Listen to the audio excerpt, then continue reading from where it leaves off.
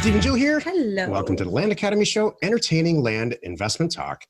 I'm Stephen Jack Butala. And I'm Jill DeWit, broadcasting from sunny Southern California. Today, Jill and I interview member Laurie Phillips. Laurie, welcome. Thank you. Give us just a little introduction, and then we'll take this question. Tell us like where you are and whether or not you're happy to be here at all. All right. Well, I live in Richmond, Virginia, and I've been here for a while, and happy to be here. I know that we've talked before, and some of the things I'm doing in my business, which is not very old, is they're a little different than what some other people do. So might be interesting to hear what you think about it. I can't wait to hear.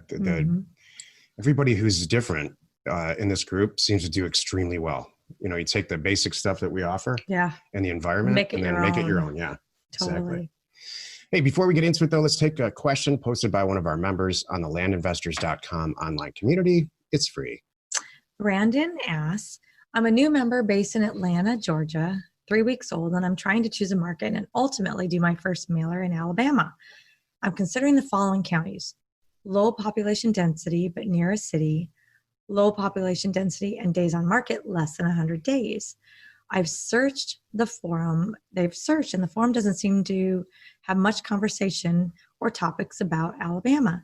Can anyone speak to their experience working Alabama or any of these counties? You know, Laurie, I chose this question because you actually answered it in the forum, I think, better than I ever would have answered it. So do you remember this question? I don't. That's great. You want to take a shot at it?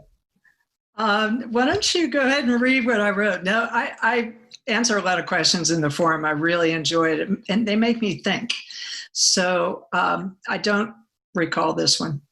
Go for it. What you said was, Steve spends a lot of time addressing this topic, and maybe you should listen to him. I'm paraphrasing. I'll find the question, though. That's awesome. That's hilarious.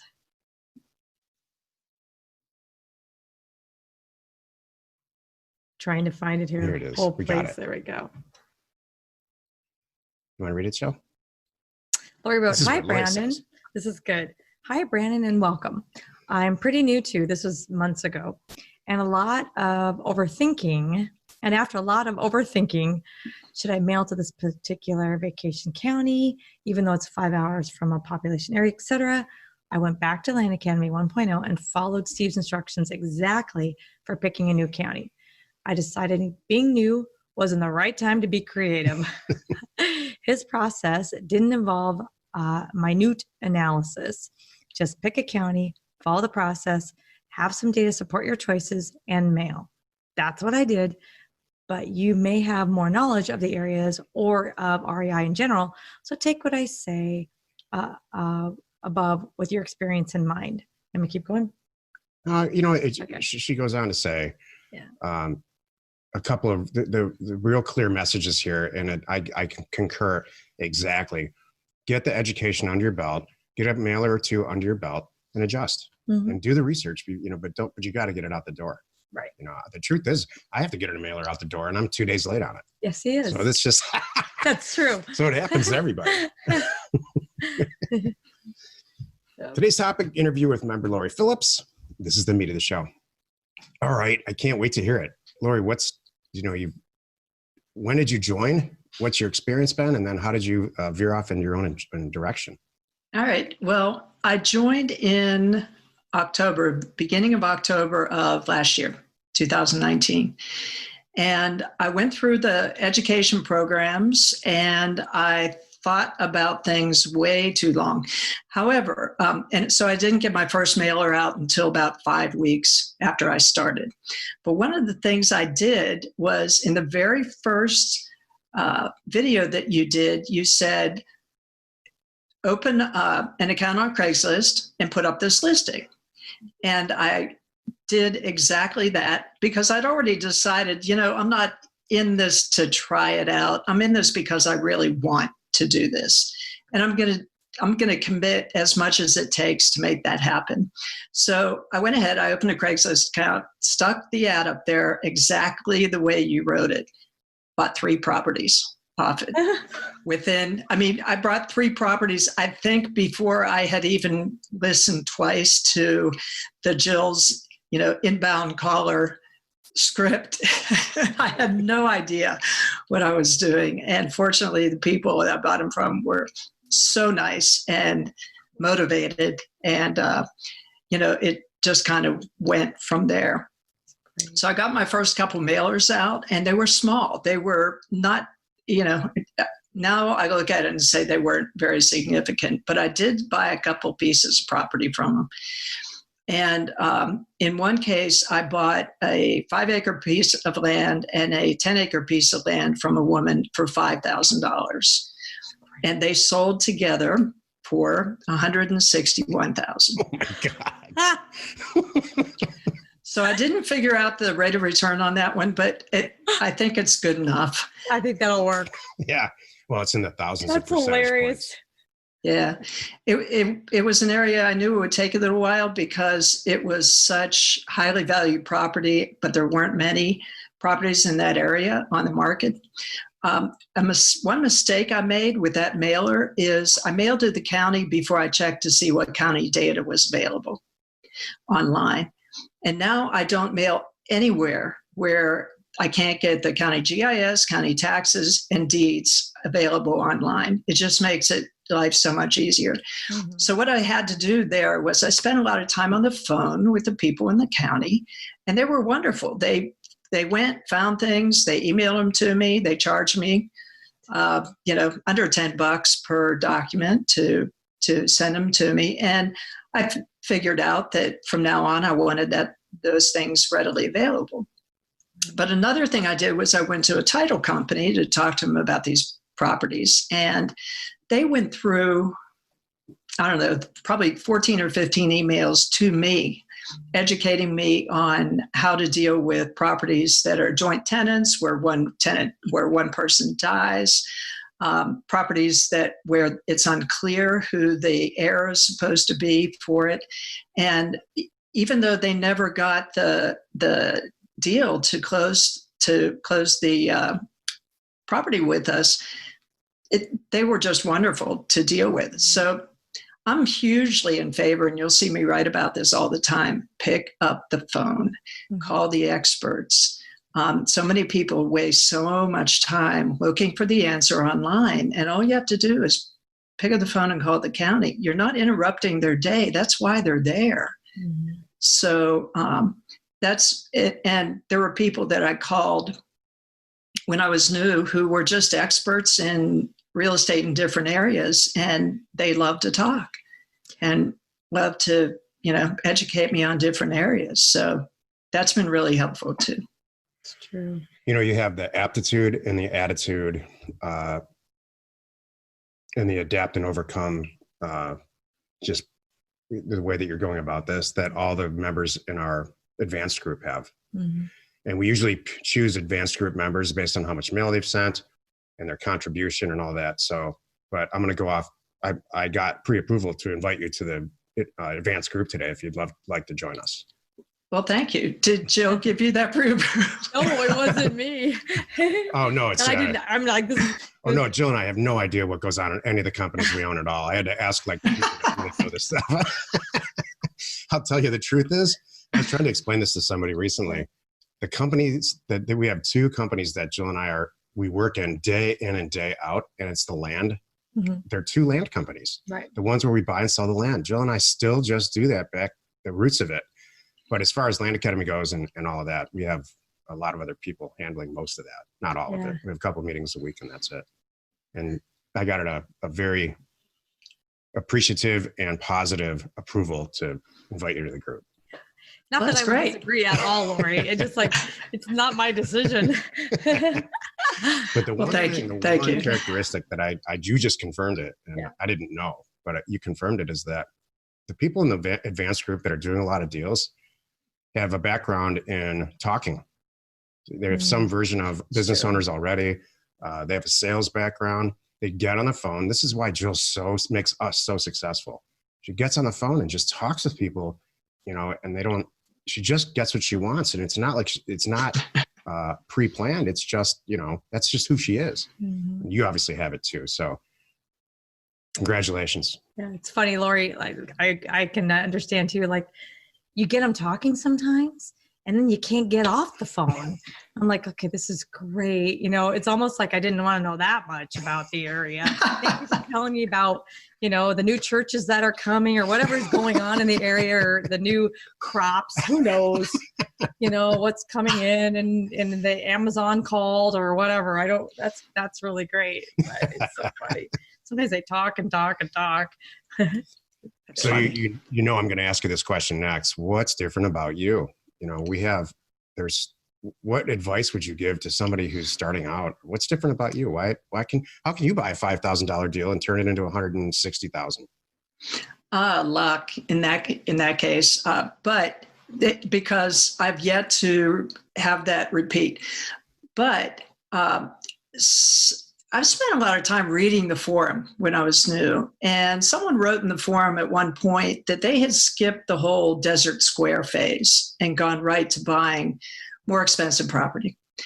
And I skipped the Desert Square phase and went right to, I think, the cheapest property I had made an offer on at the time was about probably $2,500. And so I was able to turn a profit of, 3 times that easily. Mm-hmm. And since then, I've bought some smaller properties, mainly because I've found through some of my research that people sell smaller properties at a higher volume than they sell larger properties. It's easier to find sellers of smaller properties. But I buy them if I can turn them over for about 4 times what I paid them. Amazing. We're buy for 30 and sell for 90 right now. Yeah. In general, that's the target that we're going for. The mailer that I'm going to complete today is about maybe 12 counties total. Jill and I are in the middle of a contest to see who can make the most money. Yeah. And that's the mailer I'm waiting on. That's the template. Which is strange because I'm going to do her mailer and I'm going to go do my own mailer. Exactly. So it's just the opportunity for me to win this contest over Jill is enormous. Yeah. We're each picking our own areas for different reasons. I hope you win because I win in the end. And who's gonna price Jill's deals? He is. She's going to approve it though. But I'm going to bless it at the end. But I went in, okay. I told him, the area that I told him exact counties that I wanted. I told him the sizes that I wanted and pretty much how I want to go at it. So he's just kind of doing the busy work for me. I'm spending what turned out now to be days pricing because there's a lot of different counties. Well, how much time do you spend on pricing? I used to spend a lot of time on pricing, but I had the tremendous fortune this summer of having a bunch of interns working for me. And what happened was, as you know, a lot of jobs fell apart that people had expected to have for whatever duration. And a lot of college kids were left without internships.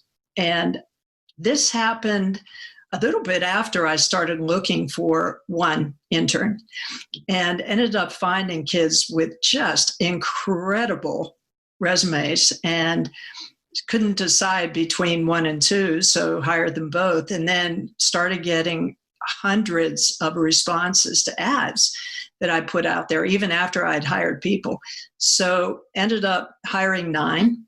Wow. And they are doing a ton of research for us right now. They're researching everything from our past performance and what made a successful mailer, what made successful, profitable properties that we bought. And that's everyone who's ever sent a mailer has that information. I mean, you have how many rows of RealQuest data that you get that if you go back and look at what's in common, across them, you can find similarities. You can find areas then where you want to target more properties with those certain characteristics and owners with those certain characteristics.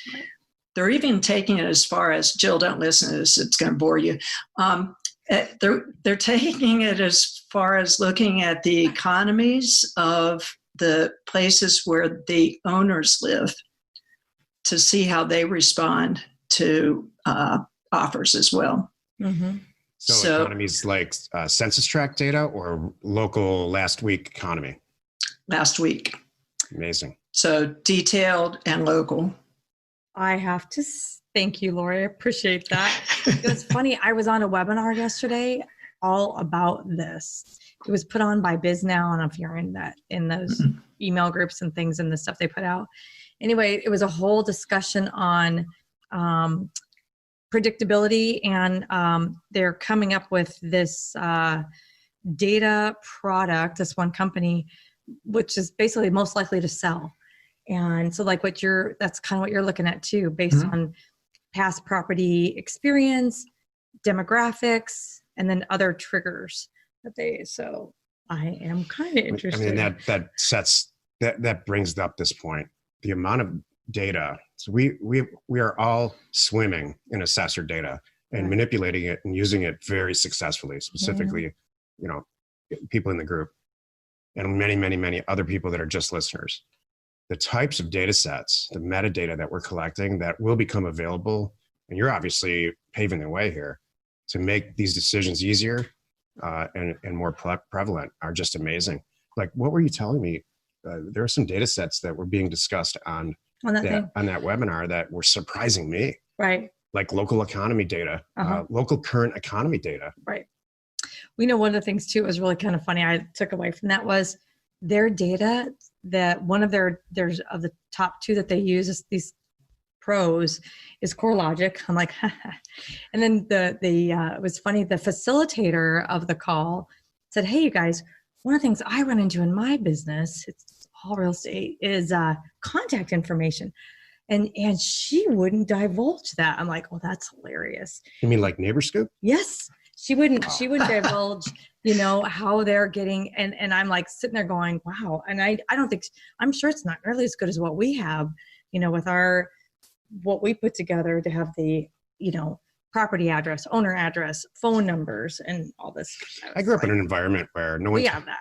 From the Midwest, where no one talked about anything. And all I was ever taught professionally and socially was don't talk to anybody, keep all close to your vest. That's what they're doing. Don't share any data, mind your own business, make your own decisions. And I came out here and it was exactly the opposite. Yeah. In early 90s in Arizona. And I like this way better. Well, I think the more stuff that we share, I just think it creates more business. Well, it's funny. I think it's an East Coast company. That one, the head analyst was like in New Jersey, and they're not sharing anything. And I'm like, we have all that. The .com model is free first, and if you're really into it, then pay. I love that. Exactly. So I have to ask you, Laurie, can you share some of the results that some of the similar statistics about properties or mailers that worked? Yeah. Well, like I said before, the smaller properties, really $2,000 to $6,000 offers are the ones most likely to be accepted. Mm-hmm. And obviously, economies that are hurting are, Detroit all the time. And now that you left, Steve, there's no income there, right? No, I had no income when I was there either. I was in that group. Yeah. No, but where owners live, where the economy is harsh, that's another area where it's good to mail. They don't have to be bankrupt. They don't have to be in foreclosure. Don't have to be tax deficient. They just need to be living in an area where they feel some threat to their, financial stability. So that's a good target as well. But one of the things we do, in addition, having interns, I don't think is unique, but one of the things we do is we focus on, I'll call it the emerging technologies and the effect that's going to have on land use and people's ability to spread out. And so we look at things like where Hyperloop is most likely to affect things, and Gigafactory and the effect that's had on the economy, and Lilium with flying cars, and graphene, where that which is a formerly very, very expensive compound that allowed Jill, stop listening, that allowed This is going to bore you to death. It makes solar incredibly efficient. And as solar becomes more efficient, it drives the cost of energy down. So when the cost of energy goes down, where do you want to live?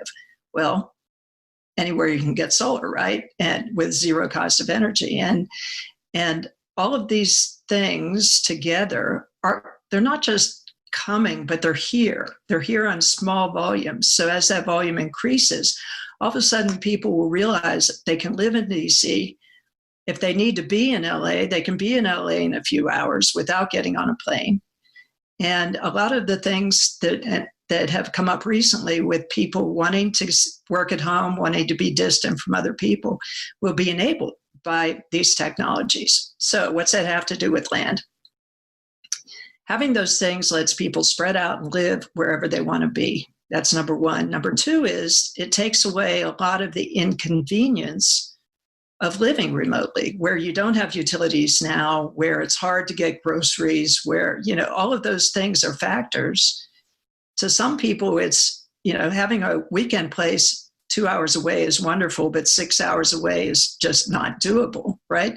So you're going to have to change your program to get rid of the 1 hour from a city thing, because as these technologies really develop, you can live anywhere, and people will want to. It's already obvious that they're happy to get out of Dodge when they can. So I'm trying to think back in my career if I've ever had to explain the benefit of living a rural lifestyle to anybody who's ever bought land from us, ever. Right. You're saying that all this stuff, and I'm wondering if you utilize that in your posting when you go to sell the property. Do you educate potential buyers in all this? One of the things we do is we look for buyers who both understand this and want to buy the land as an investment. So we want people to look at it the same way we do and see that, there's wherever Tesla's built a gigafactory, there's been enormous, obvious, collateral benefit to them having that factory.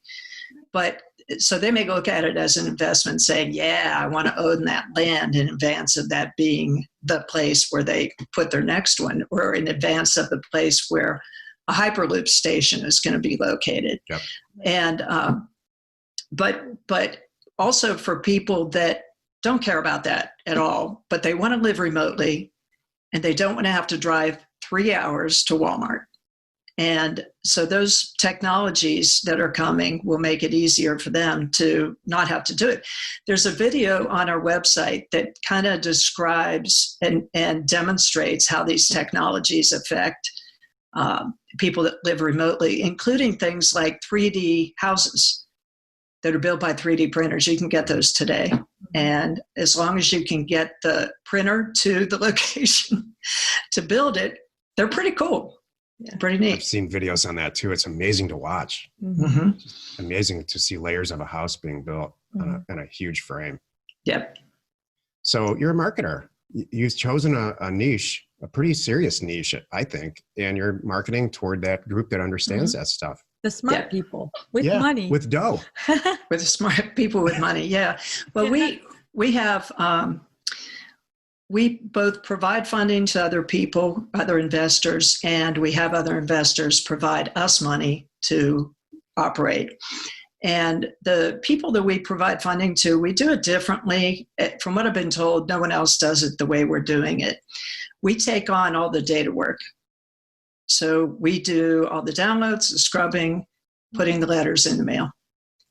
And our partners do all the buying and selling, all the interaction with the customer. They come back to us with a signed contract that's going to title. And then reverse, same thing on the back end. So what that does is it gives us both skin in the game on where we mail and the kind of deals, the sizes of deals. So it's very much a partnership. And we have a sliding scale of percentage profits split that based on how quickly the property sells. So, but we don't do it for everybody. We have, we're very selective about who we'll work with. And we want investors who are experienced, who we know to some degree, and we know what they like to buy, and we know their personalities, because you know how this works. Success is based on your attitude. Absolutely. And if you're half-heartedly committed or you're not really yet committed, you're not going to do it nearly as well as someone who knows that what this can do and really wants to make it happen. So very, very unique approach. I'm so glad to this I say once again, I am blown away by what our little thing. We are right. I have to check the date, Laurie, but we're somewhere right around now is exactly 5 years of the launch of Land Academy. It may even be today. Wow. I got to look it up. I think it's like the 20 something, but I'm just like, can't believe in 5 years where this is gone and what people like you are doing with this. And I'm just like, so happy. So how do you see this? I mean, you obviously are looking, I think, 10 to 20 years in the future. How do you see it changing? Are you constantly looking for new technologies that can add to this concept that you have about where you choose to send mail? We are looking for new technologies, and some of them are pretty esoteric, like the whole idea of graphene changing the ability of solar. And as you know, even as the oil pipelines dry up because of the price of oil crash. Sorry, Jill, price of oil crash. I love how Laurie does that. So just say like maybe whistle when I should come back in or something. I've listened to so many of your podcasts. I listen to them in the kitchen. I listen to them in the car, in the gym, and I've learned so much. And I know so many people have said the same thing. So I hope you keep doing it. Thank you. Great. But are you going to listen to this one? Yeah. Probably not. I can't listen to myself either. Even to this day, I just can't. That's so unless it's like short editing, but I can't listen to it all the way through. Yeah, I know it's always out there. If I have a day when I'm really bored, I can listen to it. But anyway, as oil pipelines dry up, we'll be able to use them for water. And the same infrastructure, we wouldn't use the same pipe, but the same fundamental infrastructure could be used for water. So think about where that can take water where it isn't right now. So yeah, we're looking at it long term, and we're both buying property that we're going to hold for the long term and buying property that appeals to people with the same sense that we do, as well as people who just say, get me out of here and want to buy something right now. Fascinating. So you're in this for obviously the long haul. What did you do? Well, I don't think you shared your background before this. What were you doing before the whole investment? I don't think you were homeless. Yeah.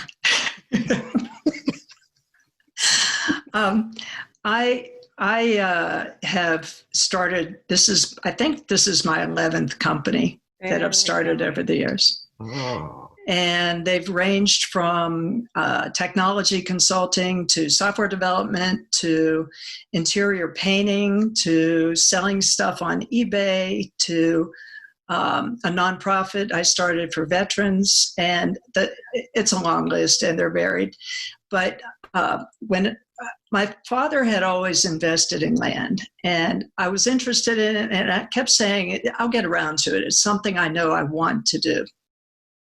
So one day I was shopping for land and looking for some land out in Colorado, and I found these listings on this website called Landpin. And there was a guy who had 5 different properties, all the same size and all in the same area. And it was an area I knew. And I called him and said, what's the difference between these? I'm looking at them, I'm thinking about buying something, but I can't figure out how they're different. And I started talking to him and said, how did you end up with these properties? And he said, well, I'm a member of Land Academy, and this is what Land Academy does. So the short version is he didn't get the sale, but you did. Thank you. Wow. That's cool. There's a compliment in there somewhere. Thank I appreciate you. That. And this obviously sung to you. You're obviously a data person, and it's amazing what you're working on. I want to read your reports now. Yeah. I'm going to go check it all out too. Yeah. So, but yeah, and before that, I had a brief stint in where I was an employee, actually a partner in a Big Four consulting firm, which didn't suit my personality that much. and I was always the best boss I'd ever had, and finding myself in that environment wasn't, it just didn't work that well for me. So I have, but the great thing is a number of the companies that I've had and the position I had in that firm was evaluating startups. And I would, so when it came to due diligence for this, the process to me is probably more grueling than it is for most people. And the investors I work with have learned how to deal with that and what I want from them before they bring me a property. So the hard way. But the nice thing is, mad. no, they never make me mad. They make me very happy, as a matter of fact. But when I send something to title, I'm not worried about it anymore. Mm-hmm. I know what I'm getting, and so that's great. So how does this business that you have now, obviously it's some version successful, how does it line up from an efficiency standpoint to all the other ones that you were involved in the past? I've always found that the more people I involve in a business, the more efficient it is and the more effective it is. I can do 2 brains together is worth 3 as opposed to just 2. So I have, and I've learned over the years to listen more. And that's been really important. Like I say, get on the phone and call people, but also find people you can team up with. And I'm part of an accountability group that you're familiar with. That's I think there's more than 6 of us, but there's only 6 of us that are regulars. And we meet once a week for an hour. And we go through and share what we've done that week. But we've also started in the last month to have each person pick a topic that's their specialty and do a presentation for the group on that topic for the hour. So we're kind of putting together, as we called it, a book of secrets for being successful. And for instance, I did the data side, how to find stuff in RealQuest when you think you can't really find it, mm-hmm. and the fast way to scrub data. And I can take, I don't know, probably 5,000 records and scrub it in 2 hours at the tops, and it's done, and price it in another half hour and it's done. And that's working at the zip code level. So, which is typically where I price it. Mm-hmm. So I want to get better at it, at doing it based on the PLSS map, but that's something that I'll look forward to. So that's great. But so I did that part, and then someone else did the how to interact with sellers, and someone else did working with the title companies and title close and self-close. So altogether, I mean, the group is just tremendously valuable to really adds on to what Land Academy has done. That's awesome. That's great. I mean, that's what's supposed to happen. Exactly. That makes me, we're going to get off this call and hug each other. Yeah.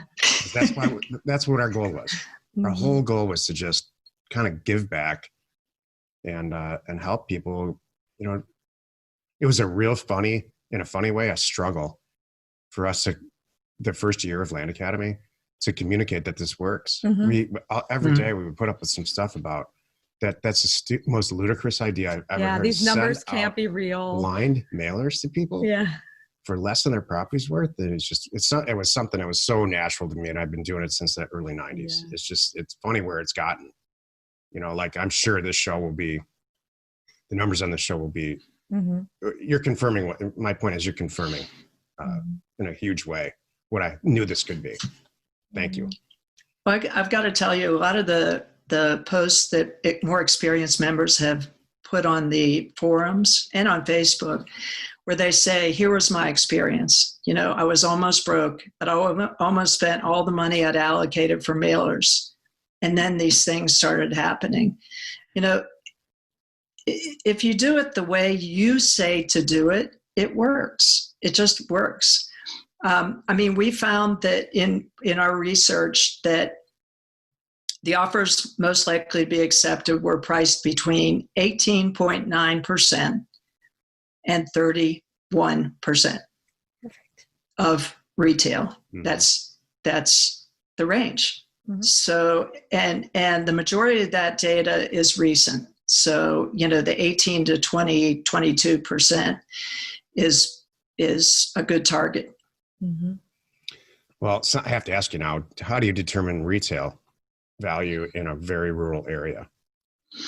Well, usually we take a combination of Realtor, Redfin, Zillow, and Zome. Excellent. And throw that together, come up with the lowest, and then we'll do a percentage of that. The tricky part is always sorting out which listings are wholesalers, people flipping land. Right. But after a while, that's not very hard to figure out. Sure. You can figure it out. I mean, I just remove the bottom 10% and usually the top 10% or some version of that, and look at it like a bell curve and just make the curve a little tighter. Yep. Yep. It's awesome. Super interesting.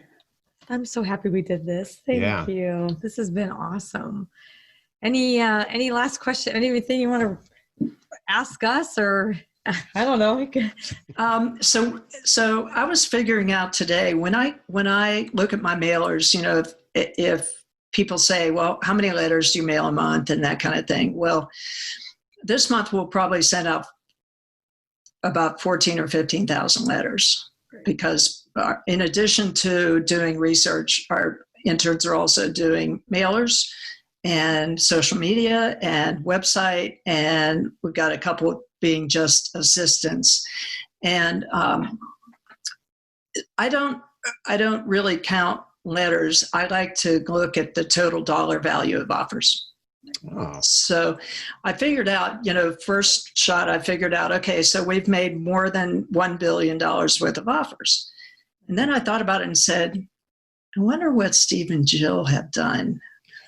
How many dollars worth of offers? Could you cover the national deficit with your offers? Maybe a couple of years ago we could have, but not now. Wow, but just in the lifetime, if we. Oh man! Wow, I'm curious what that number is. How I do mailers now is very different than how I did. It's crazy. Did them, in 2002 and even before that. So because RealQuest is really different, so it's possible to go back and really add them up. That's literally, cool.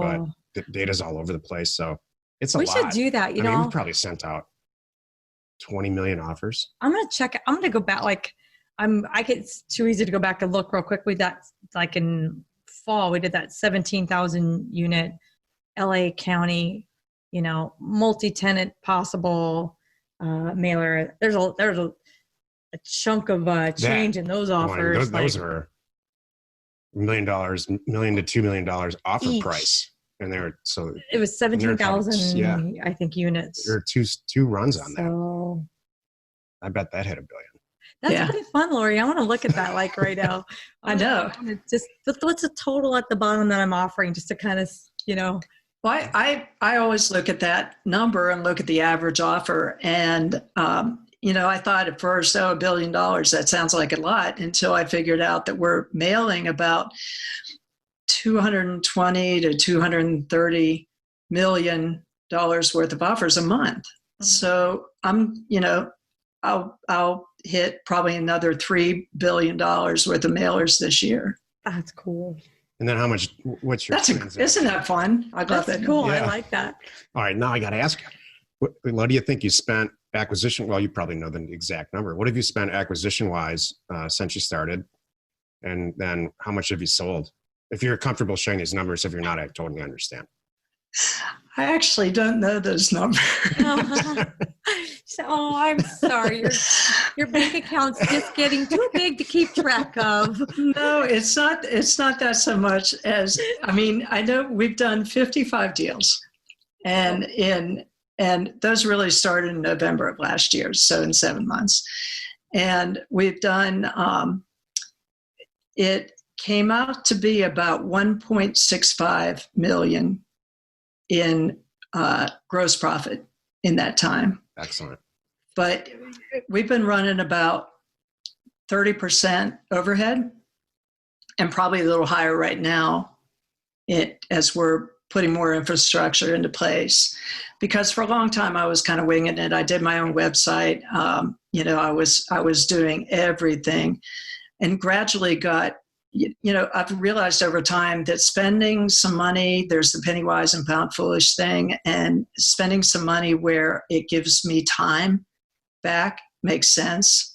So I got a call service involved and got help for doing some, admin stuff, and that offloaded it. But then this move to bringing in interns that can take, just days worth of work and get it done in 24 hours is perfect. What's the training curve on interns for you?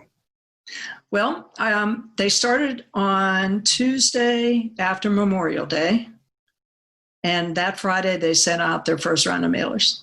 That's great. That's impressive. It's getting me thinking about our own operation. Yeah. So you've found some bright kids. Very, very, very bright kids. Yeah. Awesome. And hard workers, and they get it. And the great thing is they've learned a skill that they're doing for us, but they can turn around and keep, they can join Land Academy when they leave us and do it while they're in school. Exactly. I mean, that's just it. Like, and I'm sure hopefully you've experienced that, earlier in your life. I know I have. I'm having these irreplaceable experiences in commercial real estate environment that I brought to this. I brought those big commercial real estate. I worked for two huge commercial real estate companies that had at that time seemingly endless resources, and so I got to try a lot of new stuff. I actually brought the data concept to them, and then we were sending faxes out. So faxed offers at the time. This is before email. So, man, you're paying it forward. I respect that. I think a lot of people would say, "Well, I'm not going to share these secrets with anybody," and so that's good. Well, they're not really secrets. Everyone has the data, and you probably find out the same things from looking at it. The hard part is finding the time to do it. I don't know about you, but my to-do list just gets rewritten the next day with new stuff, and I ignore yesterday's that I didn't. Yep. You do a little module on familiar with that. The live event every year now, and people like it for whatever reason. I do a module on organization and moving things to the next day, not down. Yeah. If you move them down, they just go away. You got to move it like that. Yeah. I got to tell you, there was a podcast where Jill mentioned the book, The One Thing. Yes. Do you recall that? I do. And do you remember Steve's response to it? Do not. What was it? I forgot. It was effectively, "That's ridiculous. Don't do one thing. You have to do everything." Right. And, but the thing is, there's a few books that have been really influential for me, Rich Dad, Poor Dad, and 4-Hour Work Week are a couple. And The One Thing is another one, which I'm not going to bother explaining it in this amount of time, but it's definitely worth reading, because it tells you, don't get up in the morning from your desk until you've gotten that thing done that's going to move you ahead the most. Exactly. Mm-hmm.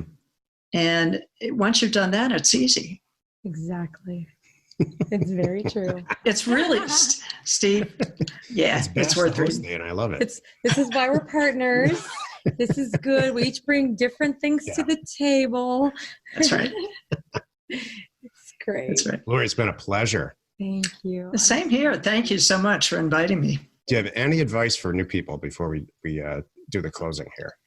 Yeah, I have to say, when I got started, I wasn't sure that it would work if I didn't have your personalities.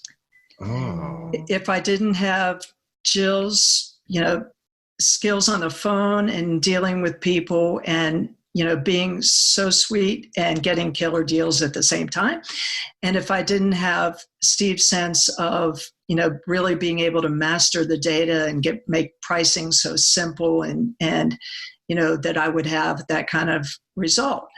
And what I discovered was I am neither of you, and I'm sure I don't have skills anywhere near what both of you have in any way, but I've been able to, it's worked for me. But it's worked for me because I just stopped trying to be creative and I just followed the directions. It's fantastic. It sounds to me like you've got my half licked.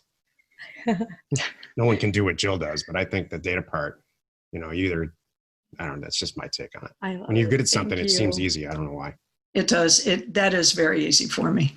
That's the part that's easy for me. Oh, thank you, Laurie. Thanks very much, Laurie. It was great talking with you. The Land Academy show remains commercial free for you, our loyal listener. So wherever you're watching, wherever you're listening, please subscribe and rate us there. We're Steve and Jill. Information and inspiration to buy undervalued property. Okay, so we're out. I mean, that was amazing. I'm sure that you're just going to get this thing to, we try to net $2 million a year, between 2 and 5, just on real estate. All the other stuff is separate. Mm-hmm. And we hit that. We've hit it since we've been together. We hit it. But I mean, what's your long term? I mean, you got to shooting for the fence now. Yeah. To be honest with you, I started out saying I wanted to hit 50 million in 5 years. And that was before I had other investors' money coming in to help fund what I'm doing. So with that, I think that's probably very low. I think double would be easy. Yep. So 50 million net? 50 million net. I'd probably do double. Right. 50 million net. That's cumulative? That's not a year, right? That's cumulative? That's per year. Oh, wow. Okay. Which means, if you think about it, that's not residential deals anymore. That's getting into some bigger stuff. And what I really like is industrial space for warehouses. Me too. And that's a thing now, by the way. We know that industrial and tech. Yeah. So I've been researching converting office buildings, because I think they're becoming obsolete, into condos or apartments. Mm-hmm. Ooh, nice. A lot about that. New company? Yeah. No. I think I'd probably what I would like to do is locate the asset, buy it under duress, and then package it up like you are with it, the energy component or the alternative use component. Like plans. And say, this is what's possible. There you go. Here's the guy. We all know how easy it is to move an office building walls around and change all that stuff. Why not just make it a hotel or an apartment building? Are you talking about tall or short buildings? The ones that are class B, maybe even class A, they're empty. They're empty now and probably never going to get full. Yeah. So because of all this, and hopefully, I don't know, we'll see. It depends on what the data comes up with and where, how much of an exodus there is out of these big cities. I don't think it's going to be crazy like everybody says, but I do think it's going to be significant enough to do something about it. Yeah. Right. I think if anything, for office environments, it's going to turn out to be more of a campus and less of a building. Right. And, where people can spread out. But the reason I asked about height of the building is I had some friends years ago who bought a 2-story building and put solar panels across the roof and sold it back to the power company and ended up making money on their building, even, so more than covering their mortgage on it. And we're able to turn around and buy another building and do the same thing. But they said really anything above a certain height becomes squat. And you want something that's spread out so that you can do that. And as solar becomes more efficient, you're producing a lot more power that you can both sell back and use. So if you think about it, who are the tenants that want and are going to need a lot of power? Computer people. Yeah. So data centers, that kind of place. What state was that in? Because in California, there's a severe limit on what you can sell back. That was in Georgia. Okay. Savannah. That's cool. Arizona, there's a severe limit too. And it's on what you can sell back? Really? Yeah. But at that, my numbers this thought might just be for residential. I don't know what commercial can sell back. Because I did all the math on this when we used to live on Fifth Street, and we had a guy in our group who was a solar panel expert. I remember that guy. He was trying to get out of the business. Shucks, the Florida guy. And yeah, I'm going to contact him. I think he's still a member. Yeah, he was there. Whatever he's doing, he's doing it now really successfully, and he's just not loud about it in our group anymore. Yeah, him and his wife were there. Super, super neat. Cool. But we're looking. I'm sorry, go ahead. I was going to say, we're looking at putting some kind of structures on the property too, as we buy it and before we sell it, because, like a cabin or mobile or something like that, which is why I asked you about a mobile for those properties that we were looking at. And, I think it would make it easier to sell. I think that's going to be how we do almost every deal, especially in this. That's my secret about how I'm going to win this contest, is to drop some type of structure, even if it's just anything. We just dropped a $5,000 mobile home on it. Don't connect it to anything and say, knock yourself out and figure it out. There's a bajillion people out there that love that DIY stuff. So, I agree with you completely. And I hope the more rural you get, the easier it is to do alternative septic or whatever it is. I have my own secret weapon that I will share after. You shared mine. I know. Oh, come on. I know.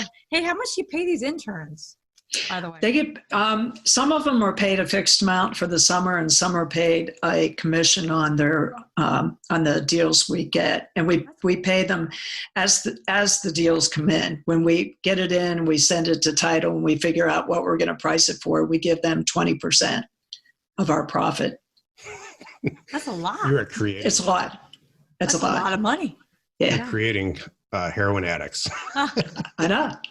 You're going to stick that needle in their arm. It's never going to go out. Yeah. It's not a bad thing, is it? No, it's great.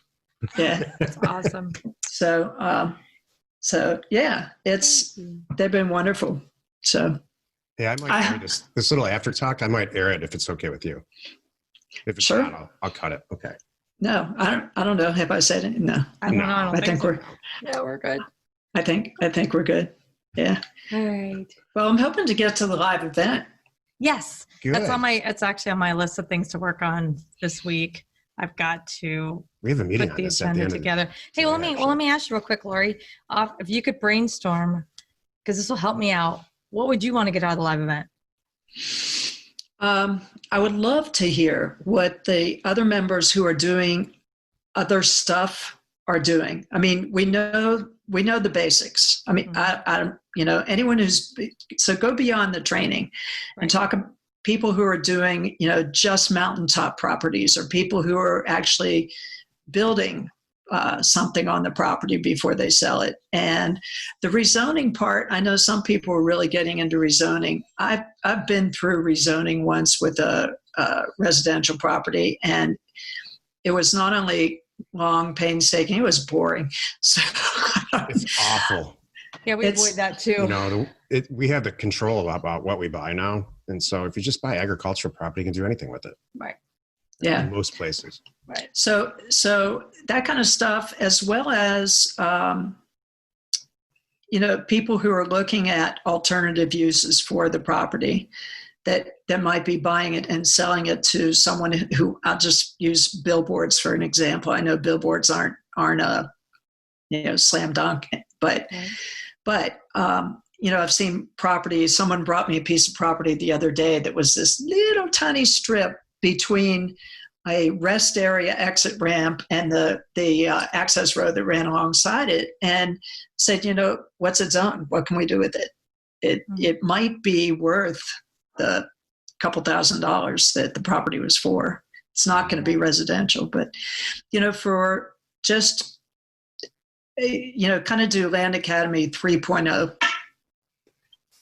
stuff like that, beyond the basic buying and selling. Could be niche, cover some of the possible niches. Mm-hmm. Yeah.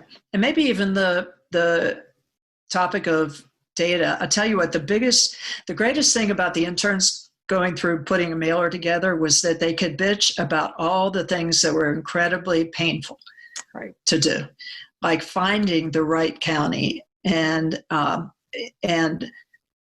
pulling the right data from RealQuest. You know what?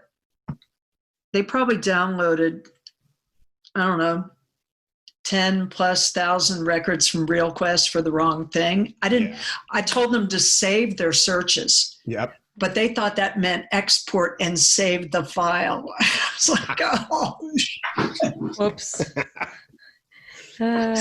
So Amy's been helping me try to undo some of that. I mean, 4 times for the same county, right? Oh, with the same number of records. Oh, great. No, that's not what I meant. But the sticky points, that's one of it. I think people get way too tied up with pricing. Pricing is, if you get data, not just go look at individual entries, but get data. That's one thing. And the other thing is we've really started focusing on demand and trying to put numbers to demand. I don't care about housing demand. That's not meaningful to me. I want land demand. So we're starting to try to put numbers to that and get that, because I think a lot of people focus on, they gauge demand based on how few properties are for sale as opposed to are people looking at them. Right. Oh, you mean just like click-throughs and do people want them? Right. Well, in Zillow, you can look at views and saves, right? Yep. Yeah. But looking at them individually is hard to get a picture of, how good a market that is. Yeah. What do you think about completed sales, land sales, as a valid indicator of demand? I think indicator of demand, it's a great indicator of demand, but it's also, that's limited by supply. So limited, yeah. Yeah. There's a county in Utah, Morgan County, where I just bought a property for $5,000. I must have mispriced it when I sent it out. Because I sent out an offer for $1,200. It's 10 acres. And the guy came back and said, I won't take anything less than $5,000. Well, we looked it up. The cheapest listing is $350,000. So we went back to him and said, okay, we'll do five. We'll do five. Yeah. And I kept waiting for it to fall apart before we closed on it. Kept waiting.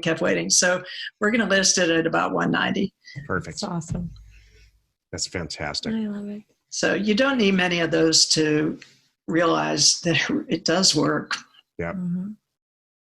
Great talking to you, Laurie. Thanks again. Yeah, thank you. I look forward to, we'll get you onboarded into the advanced group here really soon.